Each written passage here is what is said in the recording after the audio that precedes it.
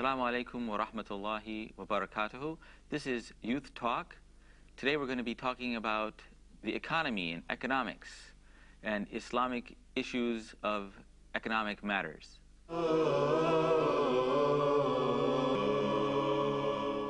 Islam is a religion sent by Allah as a mercy for this universe to help us to arrange all of our affairs in the manner which is best for the welfare of each of us individually and as communities in this life and in the hereafter. So Islam doesn't ignore any aspect of human life and human interaction, but Allah in His love and compassion for us has given us guidance and direction for all aspects of our lives, and aspects of the economy being important to all of us are therefore also important in the Islamic laws and in the Islamic way of life.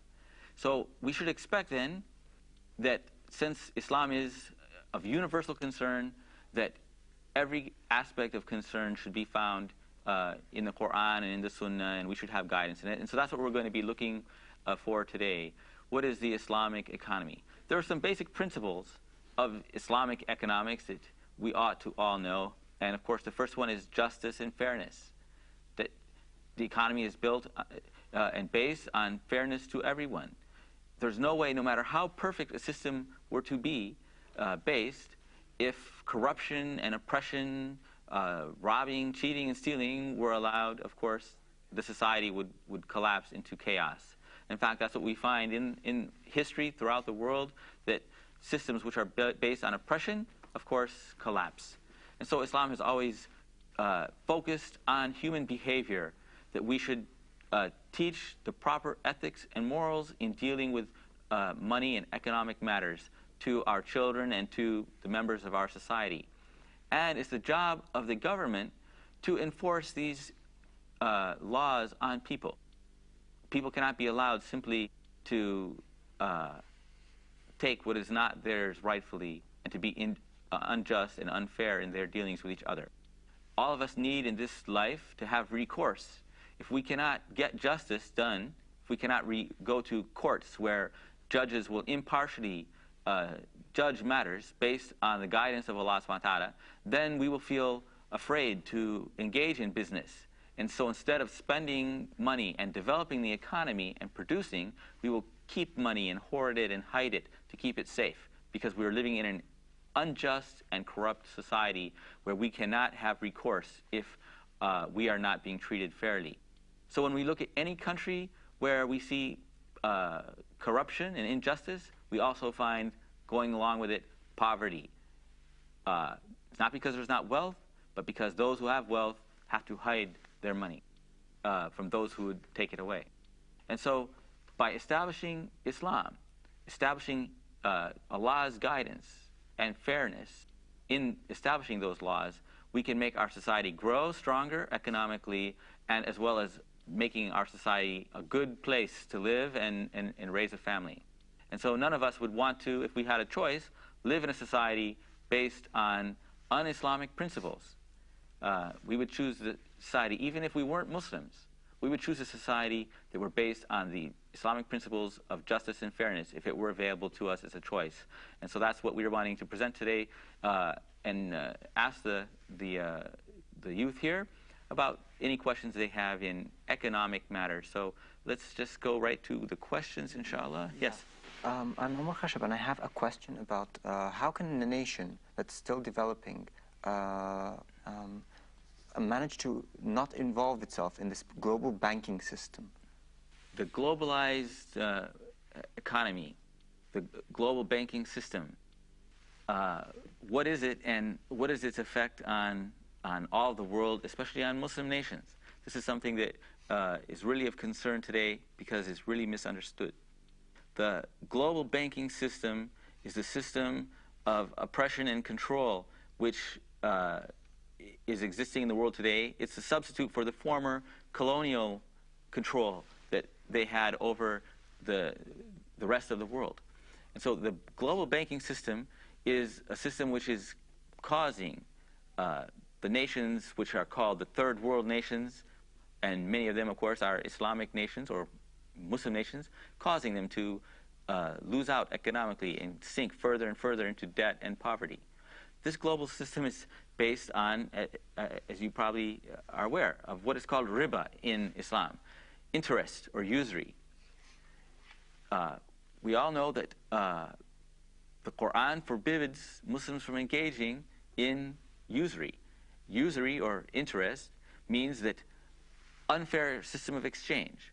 You do work, you make money, and then you present your money to me, for example, by a loan, and tell me, well, I'll give you this money. You can go take this money, invest it, do whatever you want with the money, but then you have to give me back an increase on what you've given me. This is the basic way the system works.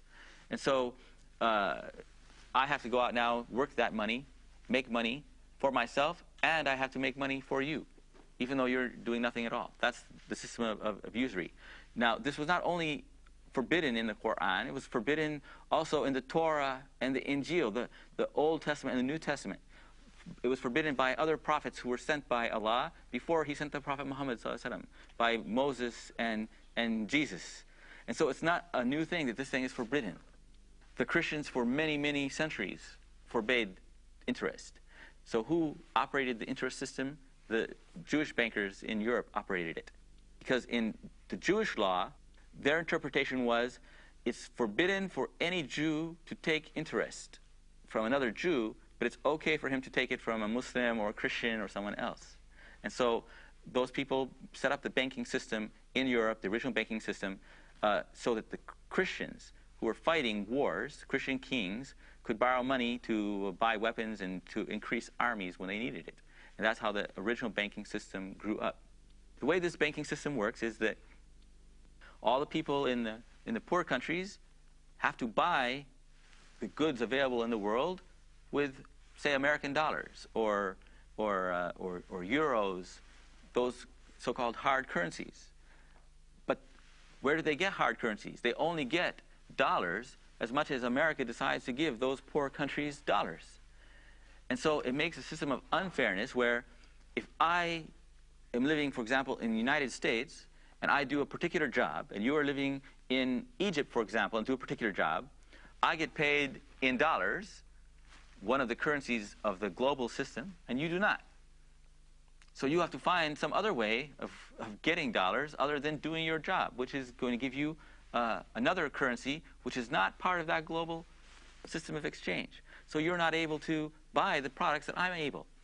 So we have a whole world now based on injustice, economic injustice. It's a very complicated issue because we as individuals don't have the solution in our hands. Islam has a fair solution, which is if you invest your money with a person, you must bear the risk that that person bears. And you must also get your share of the profit. And so if you invest your money with me and I make a profit, I have to share the profit with you, as well as giving you back your capital, your original investment. And if I lose money, then you have to share the loss. There's only profit to people who are willing to take risk. No money is ever made any other way. A farmer plants seeds, waters, but he takes a risk. He puts all his work into his field, and then the weather doesn't happen. There's a flood, there's rain, there's no rain, things happen, and either he gets a good crop or a bad crop or no crop. He takes a risk. So if he needs to borrow money in order to plant his seeds, how come the person who's giving him the seeds doesn't share in the risk or the reward? That's the fairness of the economy. That if the farmer gets a big crop, then he has to pay a bigger share of money back to the person who loaned him. If he gets a smaller crop, a smaller share. So each person who takes a risk also has a chance of receiving profit. Otherwise, if you simply loan me money, the fair thing is to pay you back the exact amount that you loan me, unless we have an agreement of sharing profit and sharing risk. That's the Islamic system. What Muslim countries have to do is set up the Islamic system. It's an international system. You don't even have to be a Muslim country to follow this system. Anybody can be part of the Islamic economy, and there are Islamic banking systems starting in different countries, but it's a very small scale. And so we need to expand that global Islamic system. And one thing is, Muslim countries don't trade with each other. Most of their trade is with the former colonial masters. We're mad at Britain or we're mad at France for colonizing us, but now we buy everything from them. And so their money becomes a way of keeping us under bondage and under their power. And so we have to trade with each other, inshallah, as Muslims. Islam is a universal, global system, and we have to be part of that, and we have to resurrect that, inshallah. Yes, yes. This is for the global system, but as an individual, how could I deal with this system? Well, yeah, that's an excellent question, because, yes, we are individuals, and it's not possible for me or you to single-handedly go out and change the world. And sometimes we have no choice but to deal in the system which we are in. But Allah says in the Quran, فَاتَّقُوا اللَّهَ مَا اسْتَطَعْتُمْ. Seek to obey Allah as much as you are able to. Each one of us has a responsibility to avoid whatever is forbidden as much as it is humanly possible. Allah does not want us to give up having the good things of this life. Islam doesn't tell us to live as monks and only pray and worship and have no money, have no property. But as Muslims, we are allowed to enjoy whatever is halal and good and beneficial in this world. And if we can become wealthy people through investing or through working, that's a good thing in Islam.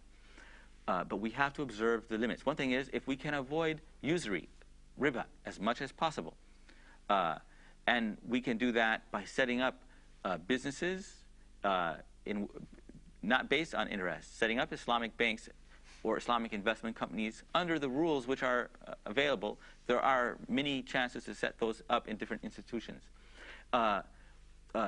We don't want to be as the person whom the Prophet Muhammad ﷺ described, the person lost in the desert who raises his hands crying to Allah to help him, and yet his clothes are haram and his food is haram. Everything in him is haram because his way of life, his money, everything was forbidden. So the clothes he bought with his forbidden money are forbidden. And so how is Allah going to accept his dua when all of his way of life is haram? So we have to do our best to cooperate with each other. When people need loans to start businesses, the Muslim brothers have to have a sunduq, cooperative account, so that they can loan money to each other without interest and help each other when they need it. And Muslims can organize such things, and many times in many communities they do. And there are a lot of things as individuals which we can do to help each other on a small scale. But things that are beyond our control, we are not responsible for. But we're responsible for the things that are under human control, inshallah. I think it's a break time now. We'll come back in a few moments and return to the subject of the Islamic economy. وَجَزَاكُمُ اللَّهُ خَيْرًا.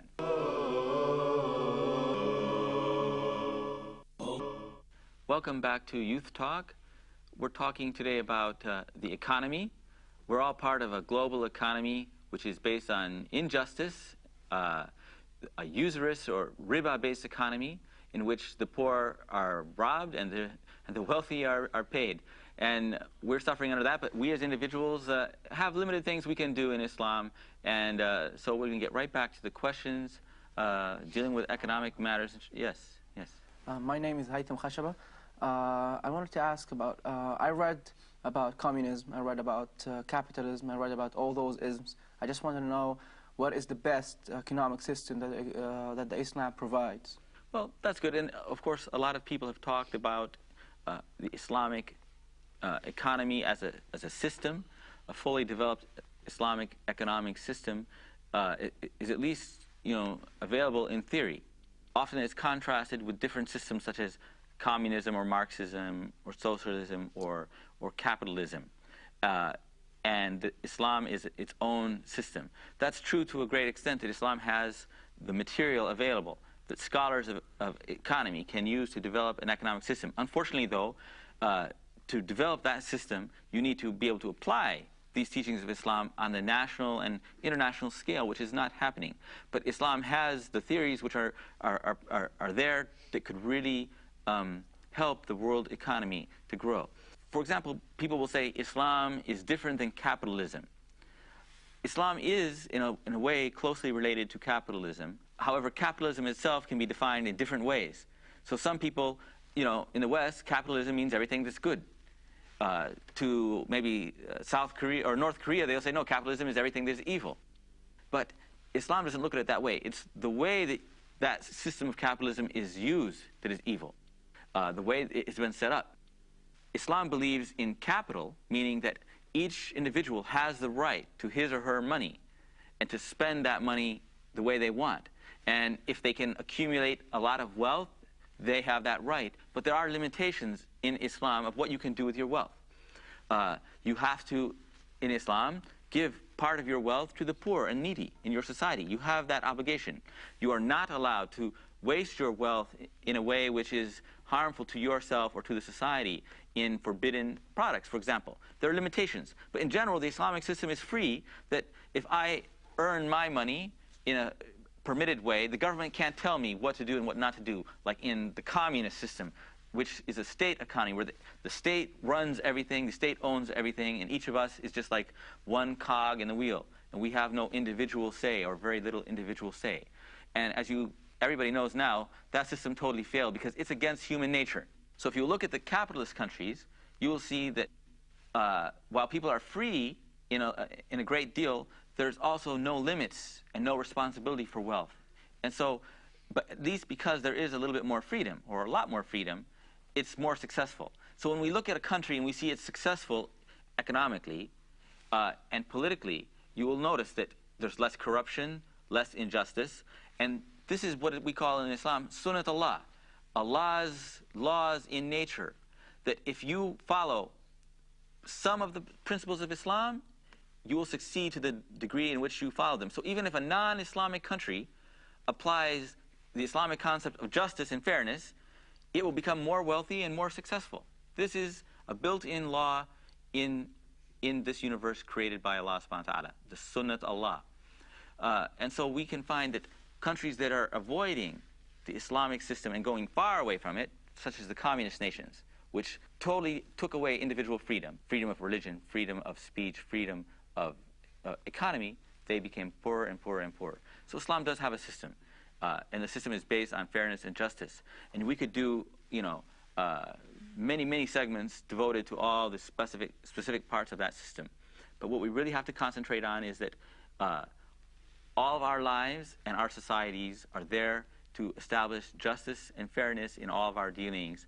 And as long as we try our best to follow those, no matter what system we're living under, inshallah, Allah will reward us for our efforts in this life, in our economy and otherwise. My name is Tarek, and I have this question. Like today, especially like the last couple of years, we saw like many companies, they have this, what's it called, pyramid system. Mm-hmm. And this pyramid system is like, okay, you pay money to actually get into this company, okay, and then when you get a certain amount of people, they pay you this money back. So I was wondering, like, what's Islam's view on that? Like, because first of all, you don't know where the money they're gonna pay you back is coming from. You don't know if it's halal or haram. Yeah. So what does Islam view the entire thing about, like, putting money and all that? This system, as far as I know, was invented in some Western countries, and it's not new, but I know for a fact that it's spreading right now among Muslims.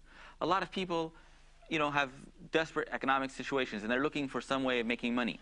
And especially some people without experience think that there's some magic way out there. If you invest money in some system, a little bit of money, suddenly you're going to make a lot of money and become very rich. They have a materialistic goal in their lives, that I'll be happy when I make this money, but they don't really know or don't want to work for that money, and they don't have clear goals, and they get sucked into a system which is forbidden, which a pyramid scheme is definitely a forbidden scheme. What the pyramid scheme is that I have nothing, I have no product to sell to you. And I say, well, there are 6 guys here. Each one of you will join my scheme. Each one of you will pay me $100, and then you will recruit, each one of you will recruit 10 people, for example, and each one of them will pay you, and they'll recruit more people, each one of them will pay you. So you're not selling a product in this scheme. The money is just going from, each time you recruit new people, it's going up the group. And So if you recruit people, and then they recruit people, those people will pay them, say, $100, and then they'll take a portion of that and give it to you, and then you'll give a portion of it to me. And so more money will keep coming to the top. But the pyramid is more, not like the pyramids of Egypt, which have been lasting for 1,000 years. It's more of an upside-down pyramid because it gets heavier and heavier and heavy, and then you can't build on the top anymore, and then it all collapses. Because eventually you run out of people to recruit, and then people don't get paid, and then it collapses. But the person on the top always is the one who gets paid, and the people on the bottom end up with nothing. In Islam, it's only legitimate when they're actually exchanging some goods and services. Otherwise, it's called a sadaqah or a gift. And of course, if I ask you all just to give me sadaqah or gifts, that's a different matter. Not claiming this is an investment. But you have to actually invest in a product. There are even some companies that appear to be investments. For example, they have a product which is sold. But the idea isn't really to sell. For example, there's a famous company. It sells, for example, soap. Now, any one of you knows you can go out to any marketplace, any store, and buy soap. The marketplace bought it from maybe a wholesale dealer who bought it from the manufacturer. That's it. Maybe 3 steps maximum to the smallest grocery store anywhere in the world to soap. But what they do is they make the soap, they sell the soap to you, then you try to recruit people to buy soap from you, then you buy it from me, and they each try to recruit the same way so that the person who's actually selling the soap has gone through, 10 or 20 stages, no telling how many stages. And so they're not really trying to get the soap, they're really trying to make a pyramid scheme that appears to be having a legitimate product. And all those things are forbidden because they're tricks. And they're tricks which involve an element which is unknown, an unknown risk.